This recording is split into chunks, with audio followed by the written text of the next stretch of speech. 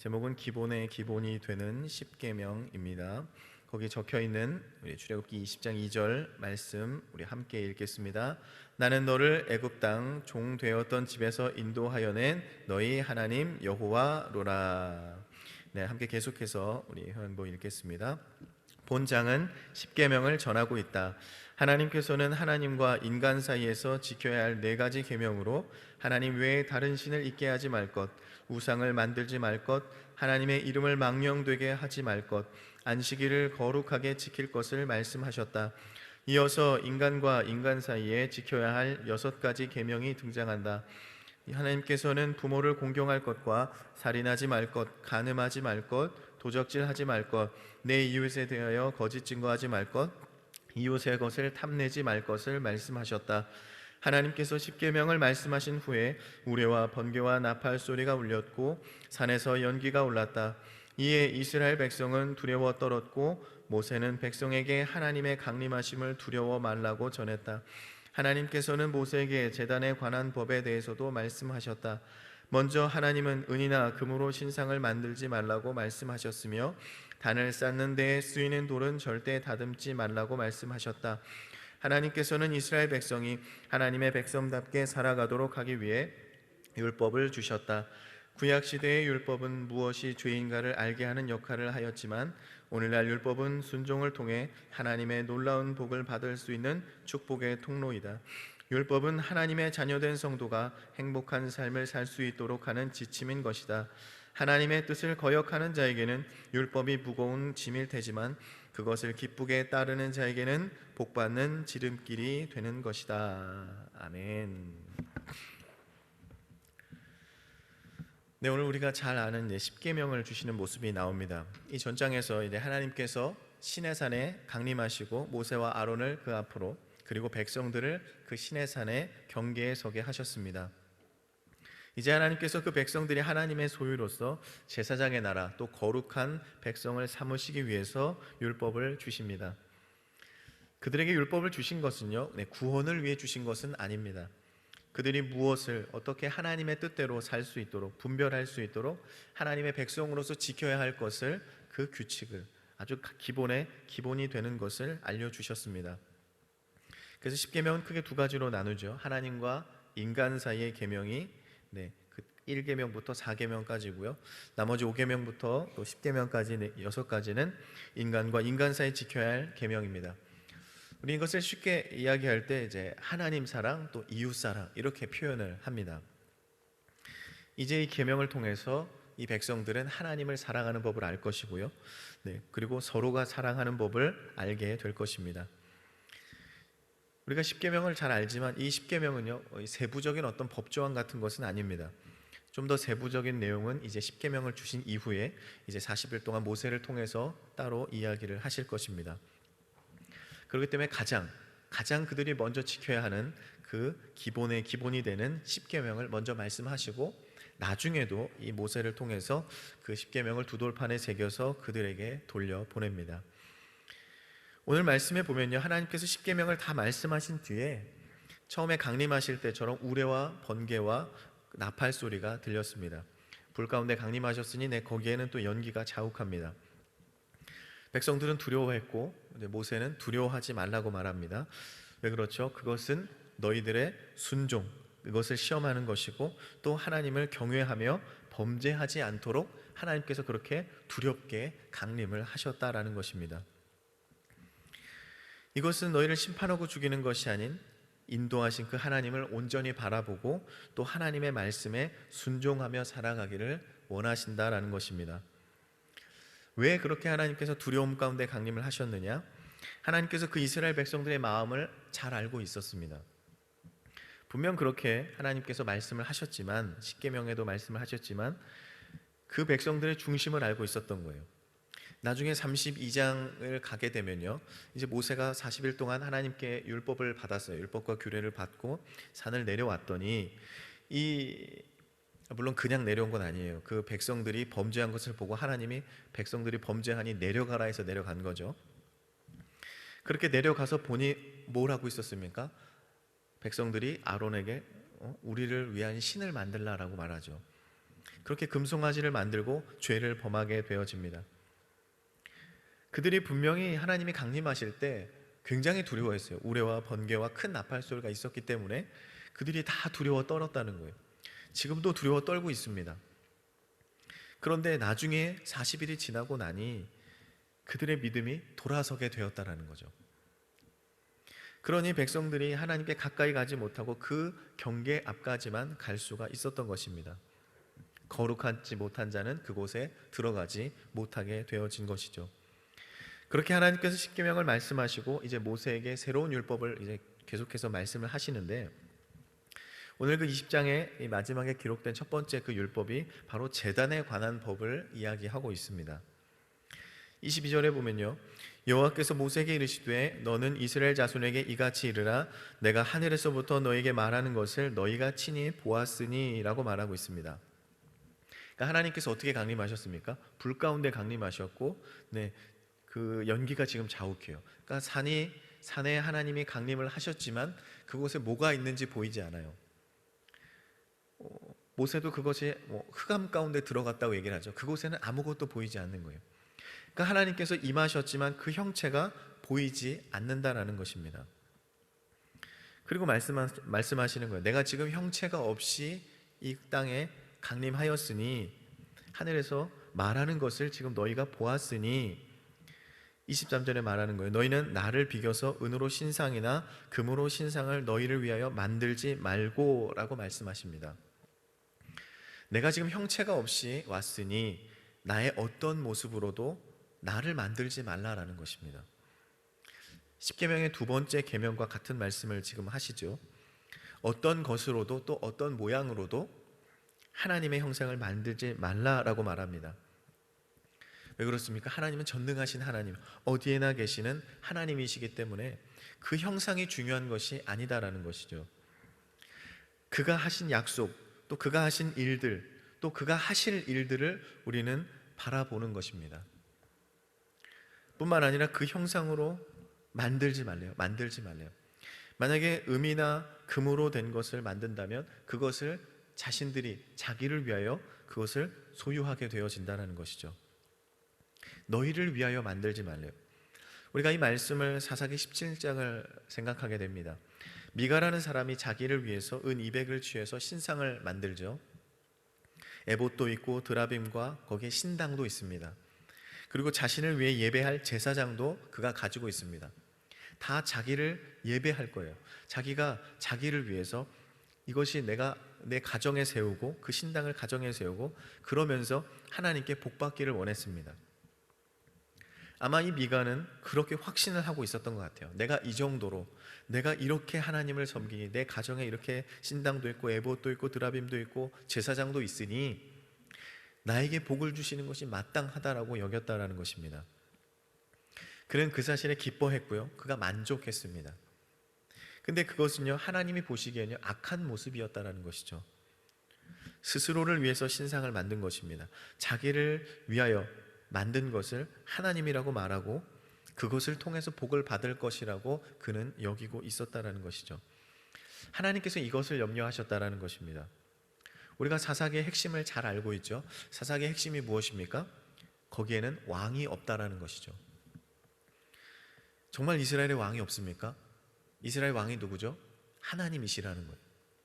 그들이 지금 왕이 없이, 하나님 없이 스스로 옳은 대로 살아가면서 그것을 자기들의 옳은 대로 하며 복받을 것이다 라고 생각을 했다라는 것입니다.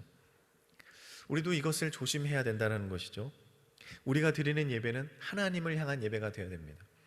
이 예배는 하나님이 홀로 영광 받으셔야 됩니다. 근데 정말 하나님을 위한 예배를 드리십니까? 내가 나의 유익을 위해서 나를 위한 예배를 드리고 있지는 않느냐라는 것이죠. 나의 건강을 위해서, 나의 복을 위해서, 나의 기쁨을 위해서, 나의 소원과 나의 행복을 위해서, 나의 형통을 위해서 내가 이렇게 하고 있으니 내가 복을 받을 것이다, 여러분 이런 생각과 이런 기도를 하지는 않으실 것이라고 믿습니다. 하나님께서는 예배 자리에 계속 나오는 사람에게 복 주시는 것이 아니고요, 하나님이 복 주시는 자는 진정으로 하나님을 경외하고 그 이름을 기념하는 곳에 강림하셔서 복 주신다라고 말씀하고 있습니다. 오늘 말씀해 보시면 24절에 내가 토단을 쌓고 그 위에 너희 양과 소로 너희 번제와 화목제를 드리라. 내가 무릇 내 이름을 기념하는 곳에서 내게 강림하여 복을 주리라. 이렇게 말씀하고 있습니다. 하나님께서 예배하는 것에 어떤 특정한 장소라고는 말씀하지 않으셨어요. 어디에 강림하신다고 말씀하셨습니까? 내 이름을 기념하는 곳, 그러니까 하나님의 이름을 기념하는 곳이라고 말씀하고 있습니다. 당시에 제단을 쌓은 곳이 하나님께 예배를 드리는 곳이고 그곳이 바로 하나님의 이름을 기념하는 곳이었습니다. 지금은 어디죠? 네, 교회일 수 있고요. 네, 그것이 가정일 수 있고요. 그것이 일터일 수 있고요. 왜 그렇습니까? 내 이름을 기념하는 곳, 그곳은 어떤 자리입니까? 하나님의 영광이 나타나는 자리, 우리가 하나님의 영광을 위해 살아가는 자리, 여러분 그 자리가 하나님의 이름을 기념하는 곳입니다. 우리가 어느 곳에서 무엇을 하든지 하나님의 영광을 위해서 살아가야 됩니다. 그리고 그곳은 어떤 곳이 됩니까? 하나님을 여러분 기념하는 곳이 되어야 된다는 것입니다. 여러분이 계신 그 자리가 지금 하나님을 기념하는 곳입니까? 그러면 그곳에서 주님이 강림하시고요, 거기서 복을 주신다고 말씀하고 있습니다. 우리의 삶의 자리를 돌아보시기를 바랍니다. 내 삶에, 내 가정에, 내 직장에 정말 그곳이 하나님을 기념하는 곳이 되어 있는가? 그렇다면 반드시 그곳에 하나님 임하시고 복 주시는 줄 믿으시기를 바랍니다. 하나님의 이름을 기념하는 곳, 하나님께 그냥 기념할 수는 없어요. 하나님께 영광을 돌리기 위해서는, 하나님께 그것이 예배가 되어지기 위해서는 그곳에 희생 제물이 있어야 된다는 것이죠. 너희 양과 소로 너희 번제와 화목제를 드리라, 그렇게 말씀하십니다. 내 것을 희생해야 되고요, 나를 희생해야 된다는 것이죠. 희생이 없는 예배가 없고요, 섬김이 없고 또 그곳에는 화목이 없다라는 것이죠. 그곳에는 하나님의 이름을 기념할 수가 없다라는 것입니다. 그곳엔 영광이 나타나지 않는다는 것이죠. 그러므로 우리는 하나님의 영광을 위해서, 그분의 이름을 기념하기 위해서, 내 삶 가운데 복음을 위해서, 영광을 위해서, 또 그분의 이름을 위해서 우리의 희생이 그곳에 산제사로 드려져야 된다는 것입니다. 또 단을 쌓는데 쓰는 돌을 다듬지 말라, 또 그렇게 말씀을 하세요. 다듬은 돌을 쓰지 말라 말씀하십니다. 돌을 다듬지 말라는 것은 어떤 의미를 보아야 되죠? 그것의 본질을 보라는 것이죠. 본질을 잊어버리지 말라는 것입니다. 여러분, 만약에 이제 하나님께 제사를 드릴 거예요. 그 제사를 드리려면 이제 돌을 쌓아야 돼요. 돌로 제단을 쌓아야 됩니다. 뭐 그냥 쌓을 수 있겠죠. 근데 어떤 사람이 분명 그런 얘기를 할 수도 있겠죠. 이것보다 좀 더 깨끗한 깔끔한 돌이 좀 있었으면 좋겠다. 뭐 더 튼튼한 돌이 있었으면 좋겠다. 아니면 좀 다듬었는데 좀 더 깨끗하게 다듬었으면 좋겠다. 이렇게 얘기를 할지 모르겠습니다. 그리고 어떤 사람들은 이게 뭐냐, 돌이 뭐냐, 아니다, 더 좋은 걸로 갖다 놓자. 뭐 보석이나 아니면은 뭐 더 굉장히 귀한 것들로 우리가 하나님의 단을 쌓자. 여러분, 굉장히 말이 좋죠. 하나님의 단이잖아요. 여러분, 하나님께 예배드릴 단이에요. 근데 지금 그들의 생각에 뭐가 있는 거예요? 하나님께 예배드리는 것보다 지금 그 단을 어떻게 멋있게 만들까가 더 가득하다는 거예요. 결국 하나님께 양과 소와 번제로 화목제를 드리는 그 정말 진실한 제사보다 그 단 자체를 놓고 정말 하나님께 보시기에 뭐가 정말 최고의 것인지를, 그것을 먼저 생각하게 된다는 것이죠. 거기에 마음이 뺏겨진다는 거예요. 하나님의 예배는 뒷전이 되어지고요, 지금 이걸 멋지게 꾸미는 게 더 중요하다는 것입니다.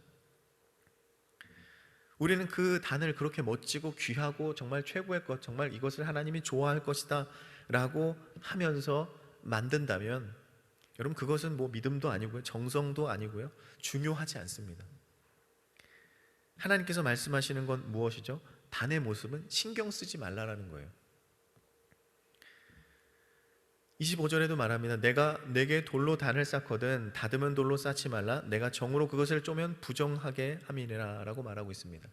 다듬지 말래요. 다듬지 말래요. 하나님께서 말씀하시는 건 뭐죠? 그 단이 중요한 게 아니다라는 거예요. 예배 드릴 때 지금 그 단은 그냥 그 제물을 놓는 것이지 단이 중요하지 않다라는 겁니다. 그냥 단은 두라는 거예요. 제발 다른 것 생각하지 말라는 것입니다. 하나님께 예배를 드리러 왔어요. 근데 다른 것을 더 중요하게 여긴다? 지금 그것을 주님이 염려하고 계신다는 거예요. 내 이름을 기념하는 것 외에, 나를 향한 예배 외에는 여러분 다른 것을 바라보지 않기를 바랍니다. 무엇이 믿는 자의 기본인지를 우리가 생각을 해야 된다는 것이죠. 여러분, 우리의 신앙의 기본이 무엇입니까? 오늘 주신 말씀으로는 내 십계명이 되겠지요. 하나님을 사랑하는 것이고요, 이웃을 사랑해야 됩니다. 그리고 이 사랑이 행하여지는 모든 곳에, 그곳이 바로 하나님의 이름을 기념하는 곳이 되는 것입니다. 주님, 그곳에 강림을 하세요. 여러분, 지금 우리가 하나님의 이름으로 예배를 드리고 있습니까? 네, 그럼 이곳에 하나님 함께 하십니다. 그러니 여러분, 다른 것에 마음을 쏟지 마세요. 본질의 마음을 뺏기지 않기를 바랍니다. 정성이라는 말로, 또 믿음이라는 말로 여러분 하나님의 말을 무시하는 자들이 되지 않기를 바랍니다. 심지어 정으로 그걸 쪼개면 여러분 부정하게 된대요. 아예 정으로 쪼지도 못하게 만들어 놓으셨어요. 여기서 정이라고 되어 있는 것은요, 어떤 이 파괴적인 행위에 쓰일 수 있는 어떤 도구들을 이제 의미하고 있습니다. 이런 파괴적인 도구를 사용해서 만들지 말라. 그 마음에 완악함이 있다면 그 예배는 받으시지 않는다는 거죠. 지금도 하나님께서 그 이름을 부르며 예배하는 자를 찾지만, 우리는 하나님의 단을 정말 정성껏 열심히 두드리면서 어떻게 하면 그 단을 멋지게 꾸밀까? 하나님께서 내 정성을 분명 보고 계실 거야. 여러분, 이것을 기뻐하실 것을 고민하지 않기를 바랍니다. 주님께는요, 제사를 드릴 돌만 있으면 된다는 거예요. 그 돌에 온 신경을 쏟지 않고 제사만 드릴 수 있으면 된다라고 말씀하십니다. 진정으로 원하시는 것을 우리가 분명히 바라보시기 바랍니다. 주님께서는 그곳에서 하나님의 이름을 기념하기를 원하고 계십니다.